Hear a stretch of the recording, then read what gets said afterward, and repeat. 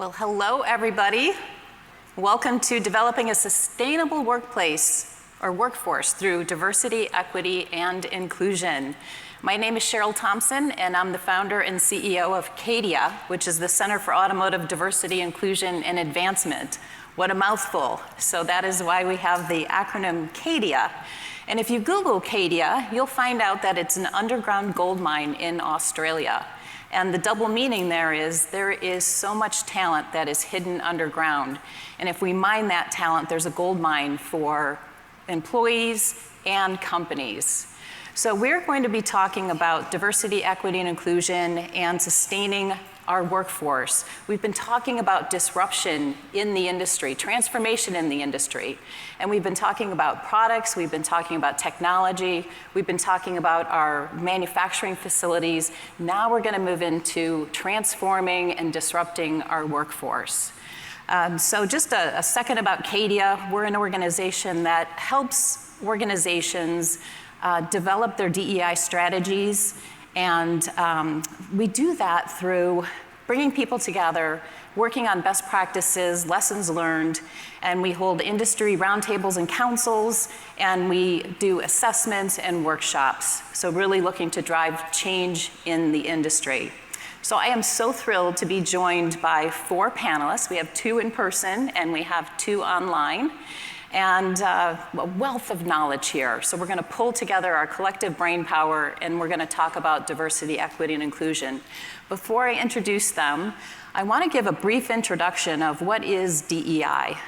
There's still a lot of confusion and there's still a lot of myths about what is diversity, equity, and inclusion. So just really simply and quick, diversity is the differences that we all have in terms of race, gender, ethnicity, but so much more. So we've been hearing so much about equity. So when we think about socioeconomic status, also religion, different perspectives on, just all kinds of things, but also thinking about the global nature of our business, neurodiversity, thinking styles, cognitive, diverse abilities. Inclusion is leveraging all of those differences and bringing out the very best in everyone so that everyone's able to contribute to their full potential. And then equity, we've heard so much about equity in terms of transportation. Equity in the workforce is really about understanding we all have a different starting line because of those differences. And so how can we make sure everyone has the resources, the tools, and access to ensure everyone can be successful? So I want to start off by introducing Lori Costew. Lori is the Chief Diversity Officer at Ford Motor Company. And Lori, why don't you just give a brief overview of your background, your role, and why DEI is so important to you and Ford Motor Company? Oh, well, thanks, Cheryl, and this is just such an important topic. So I guess a little about me. I've been with Ford for 28 years, and probably in that 28 years, I've had 18 different jobs inside and outside of HR, including marketing, business development. We even had a business incubator for a period of time, and most recently led HR for Lincoln and our mobility organization. And I feel like all these different roles really set me up for the place I'm in now and in really driving this into the business. So for me, the why is simple and straightforward in 2 pieces. The first is, it's the moral imperative to be kind and respectful to people. And second, it's a business imperative. When you look at there's been countless sound studies from consulting firms, think tanks, universities over the past 30 years that all definitively show that companies that are diverse, that leverage inclusion are more innovative, they bring products to market faster, and quite frankly, they make more money. And so this is truly a business imperative for all of our companies to get this right. And as you've heard the last 2 days, the industry is going under tremendous disruption. You have to have different thinkers. You have to leverage those voices if we're going to truly be successful. Thank you, Lori. And next we have Bob Lee, who's the president of North American Continental. Welcome, Bob. Thank you very much, Cheryl. So at Continental, one of our core values is for one another. So we've always tried to respect each other, and I think that's part of our DNA. But recently, we've really looked at ourselves and decided there are a lot of areas of diversity, equity, and inclusion that we can improve. So we've developed a 3-pillar strategy. First is strengthening our inclusive culture so that all of our employees, regardless of race, gender, ethnicity, orientation, can feel fully supported and be who they are and be successful at our company. Second pillar is enhancing our diversity in the workforce. We really want our workforce to reflect the communities that we're a part of. And so this is about where we recruit, how we recruit, as well as how we support people once they join the company. And then finally, we want to invest and contribute to the communities that we're a part of. And on this front, we're really focused on early STEM education because we want to ensure that there are future engineers and leaders coming into the workforce so that we can enhance diversity. So I would say we are at the beginning of this journey. We've set up an organization, a small team, mostly through hard work of a few people, and now we're really starting to put some activities, KPIs, process in place so that we can make some effort in this area. And I'm personally very excited about it. I want to share some of the things that we're working on today, and I also want to learn because I think this is an area where we can very much benchmark and learn from each other. So thanks for the opportunity. Thank you, Bob. Looking forward to digging into all of that. And next, we're joined remotely by Stephen Lewis, who is the General Manager of Diversity and Inclusion at Toyota. Hello, Stephen, from Texas, right? Hello, yes. I'm joining you from Dallas. Hello, everybody, and it's great to be here. So I'm Stephen Lewis, General Manager of Diversity and Inclusion for Toyota. So that's the motor company and the financial services company. I've been with the company a long time, a lot of jobs. And, you know, I have to say this is the most satisfying and fulfilling thing I've ever done. And, you know, we've had respect for people as a pillar or a core value of Toyota for something like 50 years or so. And it really is put into place in the company. And so I see my role and the role of my team is to, you know, bring a diverse talent pipeline of people into the company. We want to activate them, you know, make them feel like they're bringing their whole selves, that they can just be who they are and just give it their all for the company, because there's no worries about, you know, anything else other than they want to work hard and do well, and giving people a sense of belonging that they're all in it for something bigger for themselves. And I think if we can pull that off, it'll you know, set us up for the next several years. So anyway, looking forward to the conversation today. Thank you, Stephen. And last but not least, B. Lozinski, who is the Vice President of Total Rewards and People Development at Magna International. Welcome, B. Hi, Cheryl. Thank you very much for the kind introduction. Yeah, I've been with Magna International just going on 4 years. We've sort of taken the D&I journey down a really positive path. We've been at it for about 3 years. Prior to my joining Magna, I actually, interestingly, Cheryl, from your introduction, spent 15 years in the mining industry. I've lived all over the world. I've done assignments in places such as Papua New Guinea, Madagascar, Tanzania, Australia. I've been very fortunate. And I think in all of that travel and all of the experiences I've had, and I think it's just reinforced in automotive, what makes companies successful is when they leverage the strengths of diverse perspectives and bring people together towards a common focus and goal, not only in terms of doing the right thing for their organization, but also doing the right things for the communities that they operate in. And so that's been a big part of our drive. At Magna, we're fortunate. We've had what we call our fair enterprise culture and our employees charter, which has really driven and guided the behaviors and the beliefs of the company. And one of the key tenets of that fair employees charter is fair treatment. So it was really interesting as we started down this journey that we leveraged that fair enterprise culture and that employees charter to underpin our launching of our DE&I strategy. The why for the organization is we already know, based on the fact that we are a very diverse organization, that we as an organization bring our best not only to our stakeholders, but also to the communities that we operate in, because we do have diverse perspectives. We do engage people in innovating and bringing the value to the organization, but also allowing them the freedom to drive the business in a way that supports other groups and interests that allow people to collaborate and bring those diverse and inclusive perspectives to bear. So I'm very excited to be part of the group. And like the others, I think this is a great opportunity to learn from each other.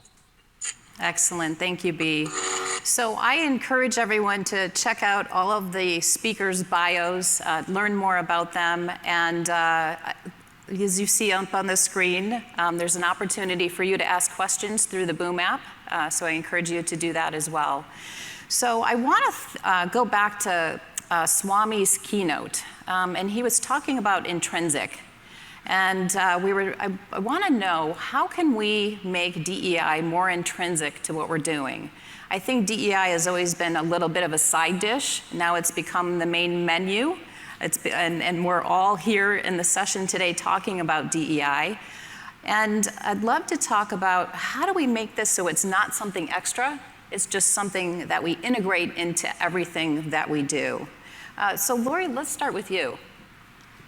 So, Ford has always, we're a family company, and we've always valued our people, valued our team, but in the past, we always kind of kept D&I on the side. It was over here, and it looked very pretty, and no one ever said anything bad about it, but it wasn't integrated. And the point is, we're trying really hard right now to integrate into our systems and our processes, because if you have a brain, you have bias, and humans, we have created all of our systems and our processes, so we have to ensure that we're looking at everything across the board. We need to educate and inform and help our team members understand the why. Why is this important? How is this helping them? We've done a lot of work in really building this into how we do, and we can talk a little bit later about maybe what some of that looks like. But the point is companies, it's not just what our internal candidates are looking for. And by the way, Gen Z wants to come to companies that they believe in. In fact, Cheryl and I yesterday, we had the opportunity to spend some time with the interns that are here. Fantastic group, by the way. And so they were asking us, well, what do companies want us to do? And we flipped the tables and said, well, what do you want in companies? And every single one of their answers was rooted in D&I. They want purposeful work, that their purpose and values match the company. They want interesting work. They want to feel cared about. And not just your website says you do wonderful things, but you actually walk the talk of what your websites say. They want to see data transparency. They want creativity.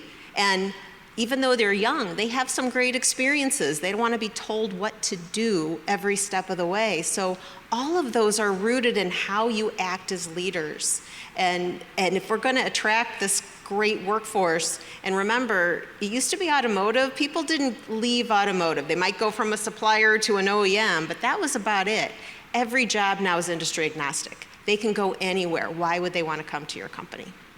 Excellent, thank you so much. Stephen, what about you? Toyota's been at this for a while, like Ford. What is Toyota doing to make this more integral to your day-to-day activities and really build this into the DNA of every single employee? Well, just to touch on what was said earlier, the industry is changing at a rate greater than I've ever seen before. We're all going towards electric. We're looking at transportation as a service. Software as a center of everything. It's not the business that I started in. And, we can't just hire among ourselves anymore, right? So it's really important to drive the message across the whole organization that business as usual is not going to work anymore. And so I think that our messaging has to be, what does diversity and inclusion bring to the table? And as was said earlier, I think Lori mentioned it, we need more brain power than we've ever had before. We need innovation. We need creativity. That's how we survive and grow in this new world we're going into. And so we've done a lot of messaging around that. And I think that we've made some progress. I think the mindset has shifted that business is not as usual, and we need to change. Thank you, Stephen. And B, you mentioned that Magna has been at this for about 3 years, and I know you've been doing a lot of work with all of your people leaders. What have you been doing to help people connect to that why and to help them understand diversity from their own personal perspective? Yeah, I think, as I mentioned, we kind of layered diversity, equity, and inclusion on top of our varying our culture and employee charter principles. But, one of the things that we put a big focus on, because we started to realize a lot of people didn't know what they didn't know. So we put a big effort, as you mentioned, on education and training and putting our senior leaders through a program called Building Inclusive Leaders, as well as putting the rest of the organization through a series of e-learning programs so they'd understand and have a sense of awareness of why this was not only important, but what it meant for the business. And I think, involving our senior leaders in reinforcing that message every opportunity that they could, people started to understand this was something that was not only important for them, but it was also important for the company. And I think that started the momentum. And as we went out to the organization and started doing more and more listening sessions and keeping our pulse on how people were feeling about DE&I, it really kind of informed how we moved forward in a partnership with our employees and making sure that we understand not only what we need for now, but what we need for the future and how we're going to accomplish that. I think Lori mentioned about DEI sitting on the side. We in the initial days, had a similar type of approach. But as we started speaking to people and looking at candidate experience feedback, we realized that DE&I is table stakes now, and you can't really treat it as a separate initiative. It has to be built into everything you do, and so that was a big part of our focus. But we leveraged our employee resource communities to go out there and engage with people and understand what they needed, what was important to them, and continue to feed that into our processes and our programs. But we also set, like many of the others have mentioned, 3 strategic pillars that would be the focus of our strategic roadmap over a 3-year period. And it was all around building awareness, ensuring that we were creating an inclusive work environment, but also developing strategic partnerships, so that we would be up to speed on data and information that we thought would be important and would inform our strategies going forward. I think the other thing that we're starting to do now that most people are engaged and understand how they impact and affect change in the organization is we're starting to celebrate our successes because, we all realized as we went through listening and some of the things that we did, you can't really change the past. All you can do is really focus on the future. So, a lot of our messaging now has been on moving forward and doing it for all our employees, the communities that we operate in, and people are very engaged and I think demonstrate what we were hoping they would 2 years down the road. And I'll talk a little bit more about some of that, I think, later on. Excellent, thank you, B. Bob, let's bring you in. We were talking at breakfast. You've got global experience. You were the president of Continental South Korea, spent time in Germany, also outside of the industry. So can you talk a little bit about Continental's journey and your perspective from that global experience? Sure. I'd like to address that, but I also want to quickly touch on why I think DE&I is becoming a main focus. And I'd really share from my personal point of view, because I think for me, the last few years have been an eye-opener. I learned a lot. When I saw Charlottesville, I knew those people existed. I just didn't know that they were allowed to come out and be seen. Right? When I've seen all the stories of Me Too movement, I knew sexual harassment existed, but I didn't realize it impacts every woman, and every woman here has to deal with this, and in such a wide way. When we saw videos of George Floyd, I knew African Americans are sometimes ill-treated, unfairly, but I didn't realize that could happen in our country. And most recently, when you see 85-year-old grandmothers getting attacked randomly in the middle of the day, I just realized this is not, my country. This is not what I want to see. And so we really have to step up and speak up, even as corporations. Of course, as a manager, we're focused on our business and our profit, but I really felt that it's really critical for us to get more involved, lean in, and do what we can to really right some of these injustices. So for me, DE&I is an opportunity for corporations to address these issues in a practical, constructive way, in a way that it does not negatively impact your business performance, right? So it's really a win-win, but it's something that we have to do, right? And I think that's why it's becoming such an important focus. And for me, that's one of the reasons why, for my career, I probably haven't spoken out on these issues very much, but I really feel compelled that I need to do now.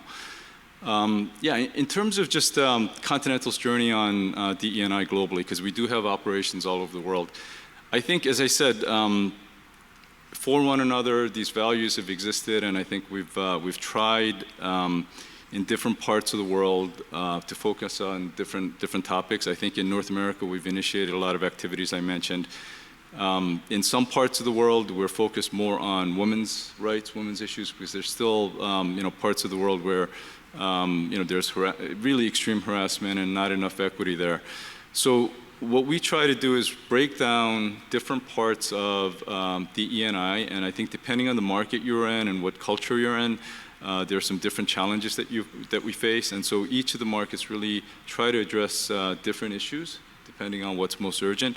And of course, in North America, we're really focused on all of the equity, race issues that, as I said, are really critical for, I think, not only making our companies better, but having a positive contribution to the communities that we're part of. Thanks, Bob. Oh, yes.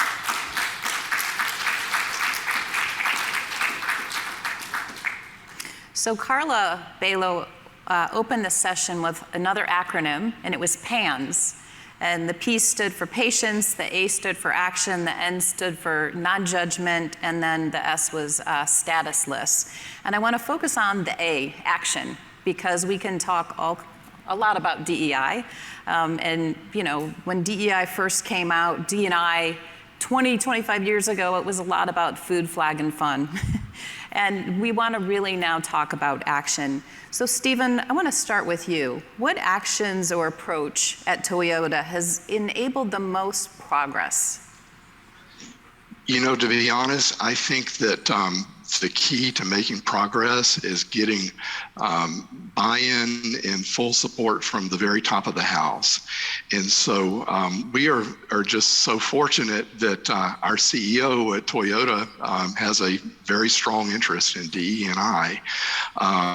We have a quarterly executive council meeting, and our CEO chairs that meeting. And we also have an external diversity advisory board made up of outside experts that come in, kind of check in with us a couple of times a year and kind of give us a status check and make sure we're going in the right direction. And the CEO is involved with setting the agenda for those meetings and is part of that. So, I would say step one, get buy-in from the very top of the house, because if it matters to the CEO, it matters to the group vice presidents. If it matters to the group vice presidents, it matters to the general managers. And with that in mind, and that kind of level of engagement with the senior leadership, we've actually started executive D&I scorecards, and my whole team was reorganized a couple of years ago around this whole concept, where we meet with the senior leaders, each one of them, periodically during the year, and we set goals at the beginning of the year, and we check in, we give them tips and advice on how they can make progress and whatever the need that is in that particular business unit.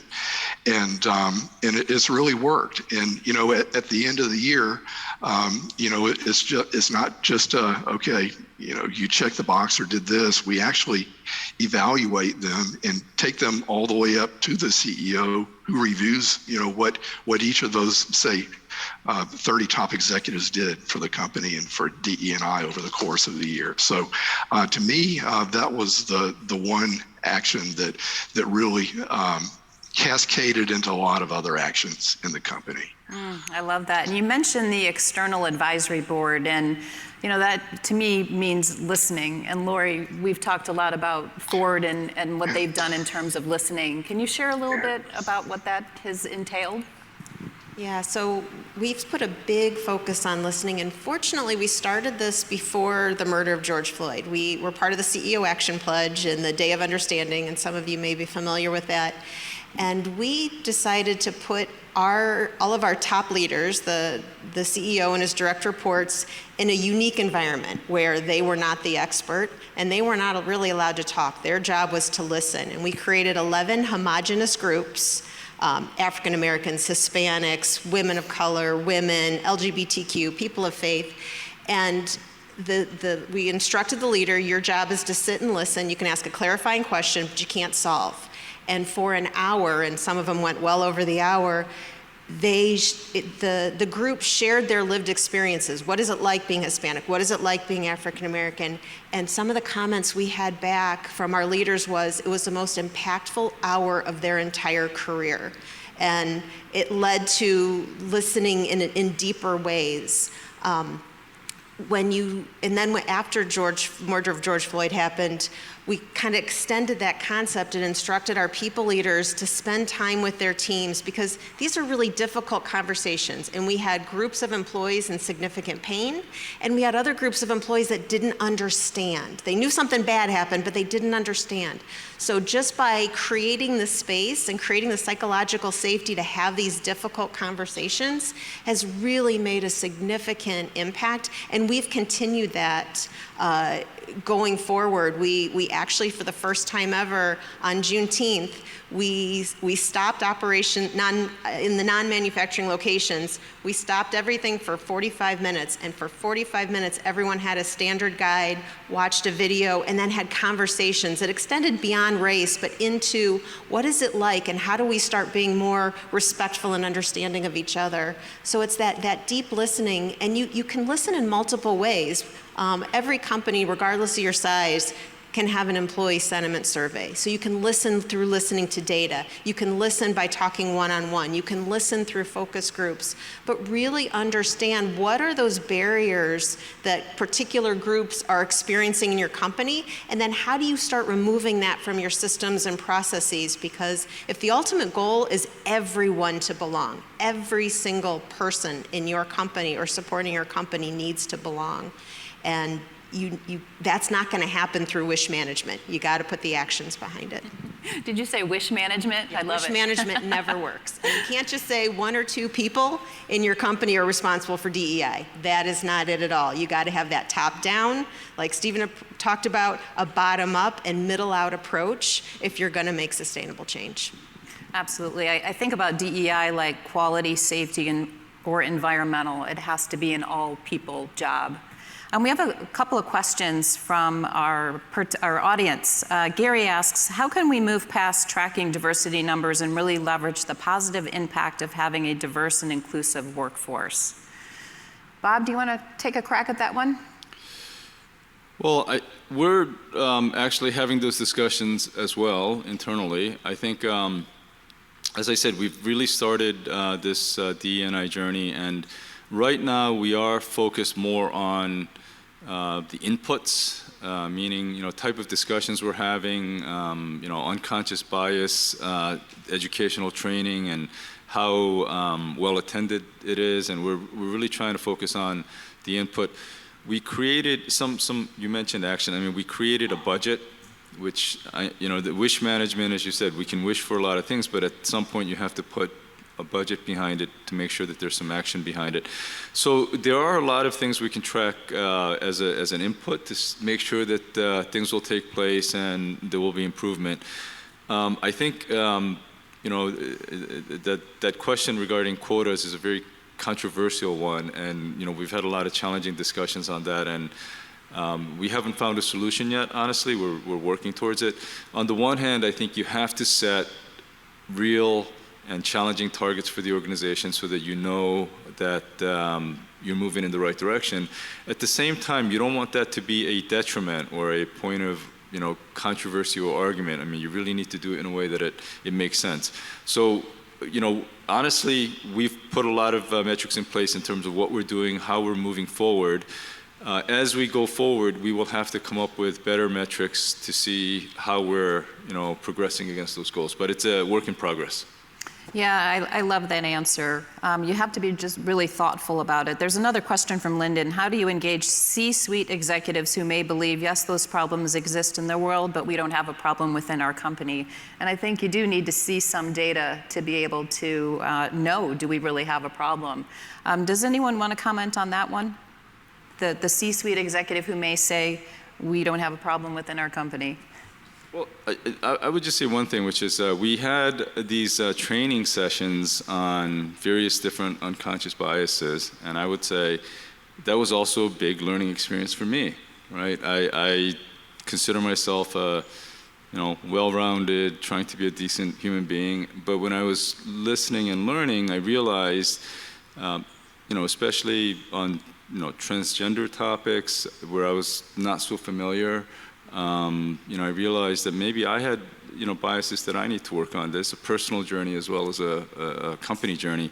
So I think if you have the CEOs, presidents also participate in specific activities like that, not just, provide the budget and be done with it, but actually get involved and get into the workshops, listen to people and learn, I think they grow as a person, but also it just brings to light, these challenges exist, and it's something that worth tackling. So I would encourage to, bring the senior executives into the specific topics that we're discussing, and I'm sure they'll personally reflect on it, and that'll have an impact, I think, on how they approach it. Excellent, thank you. Another question from the audience, and B, I think I'd like to go to you for this one, because I know you've been doing some work with the hourly folks. So the question from Alan is, how is your approach different, if at all, for blue versus white collar workers? Yeah, I think our approach has been, given some of the technological challenges, we tried to do the same things, we just changed our approach. To be more targeted to their needs, their perceptions.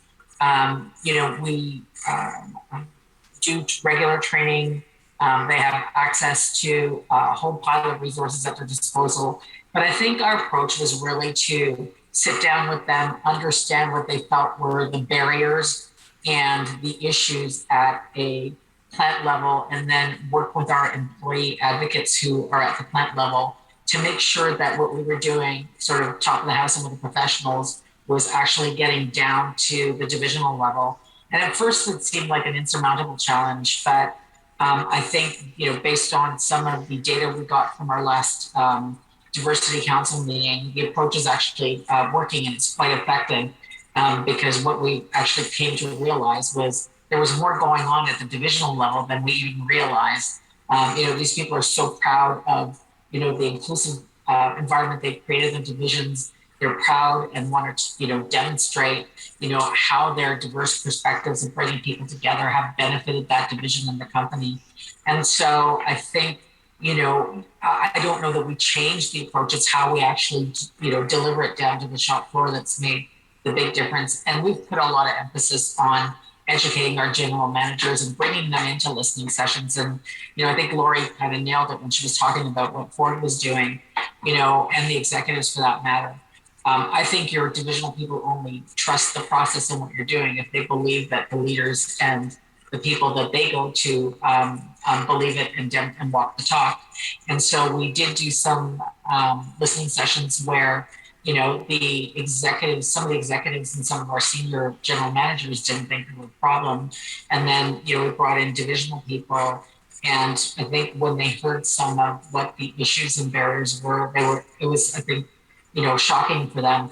But the great part about it was they actually responded in a very positive manner. And I think that built trust with, our blue collar workforce. And that, for that reason alone, I think they were willing to, sort of meet the organization halfway and start moving things forward in the right direction. So we've been pretty successful so far. Excellent, thank you, B. Stephen, how about you? I know that Toyota's done some work with the hourly workers in your manufacturing facilities. Anything to add to what B talked about? The approach has to be a little bit different because, a person working on the line can't just take off and go to an ERG meeting, for example. They can't, stop the plant from running. And the communication has to be a little bit different too, because if you are on the floor at a production job, you don't have email. And so actually, one of the things we have going on this month, in the month of August, we do D&I month at Toyota. We have heritage months, throughout the year, but August we kind of focus on everybody. And this is the third year we've done actual D&I month. And so, and one of the parts of that is a workbook where there are games, there's education, there's learning opportunities. So we actually printed 35,000 of these and shipped them out to every location so that everybody could participate. For those of us that work in an office at a desk, we can get it electronically through email. But the challenge is to be inclusive to the whole workforce. So that's just an example. We do have targeted training for the hourly workforce as well around how to be respectful to the coworkers, what is okay and what is not okay, and about treating people the way they should be treated. Just we have to acknowledge that not everybody has the same type of work situation, but we adjust and we try to include everybody as best we can. Excellent, thank you, Stephen. We had a question from Lucas. How did your organization respond to the executive order from the previous organization that banned unconscious bias training from organizations? So that ban has since been removed, and it was really around critical race theory and anything that was divisive. So Lori, can you talk a little bit about what Ford, what their response was? Was there anything extra that you did when that executive order came out? So when the executive order came out, we're a federal contractor, like many of you, so we had to comply. However, that didn't stop us from the listening sessions. That didn't stop us from providing, we have a plethora of resources on something called Degreed, which you can pull down everything from articles to podcasts that provide overall learning, because you still need to have those conversations. And while we complied, we absolutely knew that we couldn't stop, because once people start understanding, and you recognize when you can have a difficult conversation in the wide range of DEI topics, you start breaking down barriers, and guess what happens next? You can have harder business conversations. It opens the door to allowing you to have better relationships across the company, which means you're moving faster, you're making decisions faster, you're trusting each other more. So that's what's so important about this work. This isn't an extra thing, this isn't an on top thing. It's like when you do it right, your business is so much stronger. Wow. In the last session that we were in, the topic of trust came up with EV, right? And so trust and the ability to have that is just so powerful. Right, yeah, if we expect the world, communities to trust our products, we've got to trust our own employees, right, to be able to do their jobs. And you can do that in a wide variety of ways, but you've got to be trusting every single person, regardless if they look like you or not. Yes, thank you. So Bob, Lori touched on sometimes these can be difficult conversations and a little bit uncomfortable. So this can be challenging work, but also really rewarding. Can you talk about what you're most proud of on your DEI journey so far, either personally or within Continental? Yeah, I think one of the things that really stood out for me was that we didn't have a lot of infrastructure set up, and it was really the work of a few passionate people that got the ball rolling and talked to senior management and really advocated. And it was just amazing to see that translating into actual changes and actions that we're taking. And recently, as we set up the team, we, as I said, created a budget and a minimum infrastructure, but there's still a lot of work being done by people who have full-time jobs, and I know it's like added on to what they normally do. It's kind of volunteerism because they're really passionate about it and committed to it, and to see that type of interest and engagement was something that I was really proud of, and it kind of energized me as well. And I think as much as we're going to provide support from the executive point of view, I think when you see that type of engagement, it's something that you really take pride in as an organization. And for myself, I'm not sure it would be something I'm proud of, but it's been a real learning experience for me as well as I've engaged in these activities. And there are blind spots that I've had that I didn't realize, and I think so from that point of view, it's been very rewarding. Right? Thank you, Bob. B, how about you? What has been an experience that has surprised you the most? Have you had any surprises? Sorry, I just have to take that off. Yeah, I guess the biggest surprise was, and I think, somebody mentioned, top down, bottom up. That was the approach we tried to use. And for the reasons that Stephen mentioned, with professional people, you're always going to kind of get, I think, some traction and get people moving the direction. And once you build momentum, people generally want to get on to programs and things that are very successful. But, at a plant level, you just really don't have any idea how you're connecting with these people. One of the things that surprised me, we have an application in our organization called My Life, and it's kind of Magna Life for people. And we tried to leverage that as one of the vehicles to educate and reach out to the blue collar workforce. And as I was saying, we just had a quarterly D&I council meeting because we have a global council. And one of the things that surprised me was the number of divisions that had their own initiatives going. We actually had 3 videos where one plant talked about proud of their diversity, and they have a flag in the main lobby of their division when you're coming in, where every employee that comes from a different background has placed a pin on that flag so people understand coming into that division just how diverse it is. Some of our other divisions have done outreach programs with local schools. There was one division that did working with youth disabilities, bringing them into the division and showing them that they can be productive workers. I mean, it's just been amazing how much people have at the blue collar level have jumped on wanting to, I think, demonstrate what's actually going on in their division. So I was surprised and extremely proud of that, because it meant that the efforts of the last 3 years, which haven't always been easy, were actually netting out the kind of things that we were looking for. So I was very pleased and surprised by that. Yeah, love that. Thank you. Stephen, we have companies that are at different levels in their journey and their evolution. What advice would you give to companies that are just starting off on their journey? I would go back to the top down and bottom up approach, at least as a starting point. We talked about how important it is to get buy-in and support and a push from the top, down into the middle. But the bottom up part is really important too, because young people that we're hiring in, they live diversity, equity, inclusion. They expect it from us. And we would be really leaving something on the table not to activate that energy and enthusiasm. So I would say, step 2, look at ways to activate those new people coming in and get them involved, whether it be through ERGs, and not just, early career ERG, but they're interested in all of them.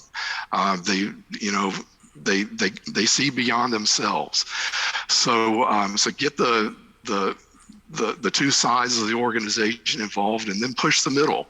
The middle for a lot of us has been the challenge, and it's not because people are bad or, have ill intent, but, a situation I've seen, for example, is, a manager has an opening in his engineering team, something like that, and that manager has project deadlines. He's got, 30 things going on. He's under pressure, and the default and the really easy way to get somebody in place is to hire somebody that looks like himself, and that's the inertia we have to break. But if that manager is getting messages from the top, and he's got an entry workforce that's enthused, it's diverse, they've got new ideas they're bringing to the table, and if they feel like they're okay to speak up and speak their minds and be themselves, then I think that's how we can make the breakthroughs. Yeah, thank you. You're right. When we're stressed, when there is great pressure and need for speed, that's when some of this can go out the window. So we really need to slow down and be very intentional. Bob, what advice would you give for companies or maybe individuals who want to make that case for change? Well, I think because we've just started, I would just simply say, get started, however small or however modest. I think you can start with informal dialogue or conversations, and so it doesn't have to require, lots of money or resources, but I think you need to just get the ball rolling. And I think, as I said, there's a lot of interest, I think, in organizations, and people want to address this topic, and it'll sort of percolate and take its natural course.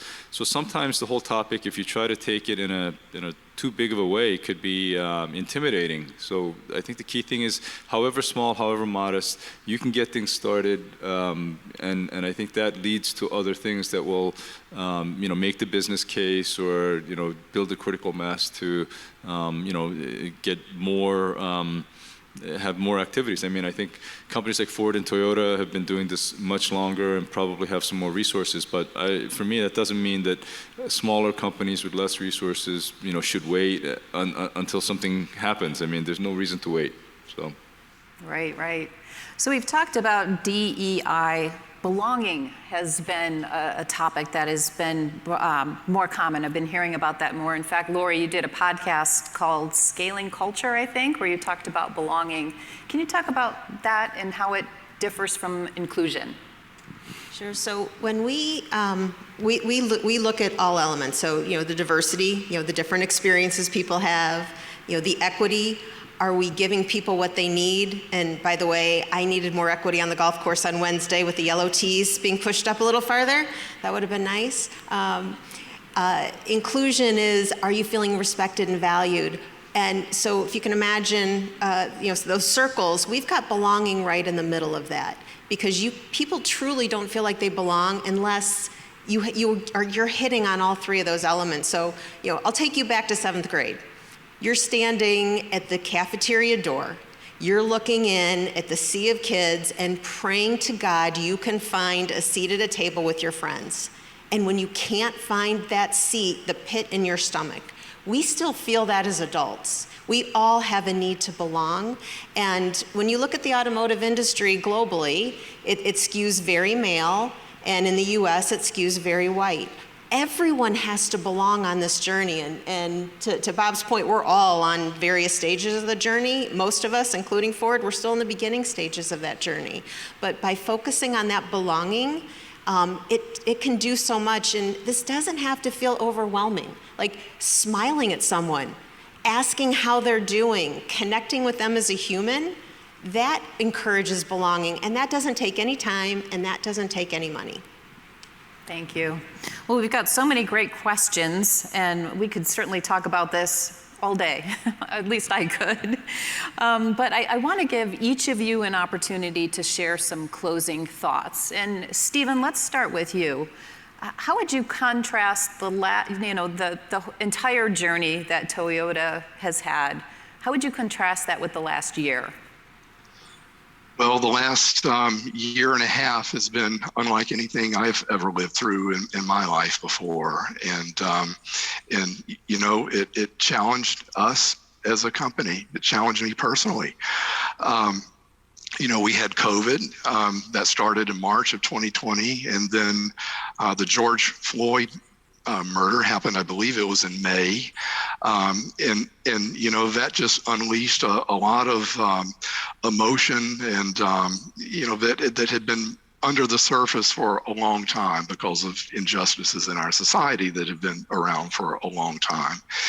And so, so we had to pivot as a company. You know, externally, a lot of our community support and philanthropy shifted in the direction of getting underserved people in underserved communities transportation to vaccination centers, for example. So that was you know, something that happened externally. But I'm really more proud of what we've done internally, especially post George Floyd. So we pivoted, and one of the things that came out of our team, and of course supported, you know, by all the way up to the CEO, was the fact that we need to talk to each other more and to really know each other better. And so we encourage all of our leaders to have, we call them Mendomi conversations, but it really means, you know, considering everybody on your team as a member of your family. But we encourage these Mendomi conversations and to just really understand what our team members are going through personally, the emotion and what they're feeling. And so my team actually came up with some guidebooks and playbooks on how to have those conversations. You know, for some people it's really easy, for others it's not, even though they're a senior leader. So we encourage, you know, just a lot of deep and heavy conversation. And another thing that we did was we put in place a speaker series. So each month we would have an author or, you know, a well-known civil rights leader or, you know, a luminary in the space of inclusion and equity come in and just talk to the team members and have a Q&A session. We a few months ago we brought in Emmanuel Acho, you know, who's a pretty well known from the sports world, and that was one of the best conversations I've ever seen. It was, I think it was the highest attendance of any DI event we've ever done. But, you know, we have to pivot to the times and what is demanded of us. And I sure hope we, you know, don't have to live through something like this again. I hope that we've grown, you know, as people and as companies and as organizations and as teams, that you know, we've learned and we've evolved a little bit because of the hard couple of years we've had. Yeah, thank you, Stephen. Bob, let's talk a little bit about how do we move from obligation to opportunity? What opportunity does the automotive industry have, or anything else you'd like to add for closing thoughts? Yeah, so I think for me, diversity, equity, and inclusion, we as the automotive industry have a real opportunity here to lead, to set an example, and really move the needle in impacting our society. We employ, just the manufacturing part of automotive industry employs almost 1 million people. If you look at our entire value chain, including the retail, we employ about 3 million people. And it's a wide range of people. It's the frontline plant workers, which we've talked about, obviously all of the white collar employees, and some of the leading scientists in the world who are working on artificial intelligence. Pretty broad set of people. If we're able to create an industry that is more diverse, more inclusive, more equitable, I believe we can have an impact far beyond our industry and our companies, and it's really an opportunity for us to lead in this area. So I would just say, you know, all of you guys in this room, there's at least a bit of interest on this topic. I was just kidding around with Cheryl yesterday that we should be in the next room going forward next year. I would encourage you guys to lean in, right? Get involved and think about what you can do in your area to promote the E&I As I said, it can be in small ways. It's not something we have to do, in a big way. Everybody can do something here. And I think if we collectively, as the auto industry, move in the right direction and set a strong example, I think we can have a really powerful impact in the societies we're part of. We can make the world a better place. Thank you. Lori, what about you? Closing thoughts. So, every one of us needs to look in the mirror because we all have blind spots. And so by starting with that, ask yourself, who do you always go to for advice? Who's in your inner circle? Who do you mentor? Who do you guide? When you hire or promote, who are you hiring and promoting? And sometimes it takes someone external. So find a trusted friend or relative or colleague and ask how are you really perceived? And for those of you with teenagers, their whole job and mission in life is to keep us humble. They will be very happy to share where they think that you have your opportunities. But start looking inside first. And then you'll have that insight and you can really, you will be surprised at the shifts that I think you'll want to make. Thank you, Lori. And B, you get the last word. Closing thoughts. Thank you, Cheryl. Yeah, I think as an industry, we really do have the opportunity, to be a leader and to demonstrate, how we can, create better communities, better work environments, focus on wellness of the people that work for us and the communities that we work in. I think that's a big priority. And as much as I understand we're all doing great things in our companies, I think there's also an obligation as an industry to collaborate to help drive that through organizations such as your own. Cheryl, I know you and I have had conversations about this. I think my second thought around all of this is it's great to come up with strategies and plans, but to the point of most of the people on this panel, you've got to make sure people are walking the talk and visibly demonstrating the behaviors that drive, inclusion in an organization, that demonstrate the importance of diversity, that, focuses on removing barriers and creating opportunities for people. So that would be my second point. And then my third point, and this has just been from our experience, and I know I've had some conversations with Lori and some of the other OEMs, but my perspective is the smartest thing a company can do is go slow in the beginning to go fast in the future. Because if you get all the fundamentals right, it'll be easy to pick up the momentum. So those are sort of my final words on the topic. But thank you very much. Thank you, B. Yeah, I love that. There's that saying, if you want to go fast, go alone. If you want to go far, go together. So it is really about including everybody in the diversity, equity, and inclusion journey. So I want to thank our panelists, B, Stephen, Bob, Lori. Thank you all so much. I know we had some questions we couldn't get to, so I encourage you to connect with the panelists during the breaks. And I just want to thank CAR for the opportunity to have this panel and to bring this on stage as a topic, as a main dish and not just a side dish. And thank you, everyone, and have a great rest of the day.